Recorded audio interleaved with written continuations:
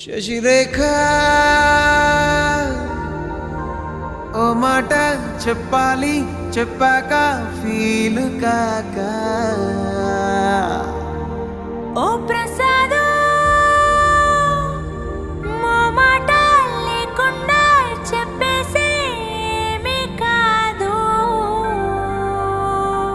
ఓ శశిరేఖ నీ చుట్టూ బిలియన్స్ నావన్నీ ఈఎంఐస్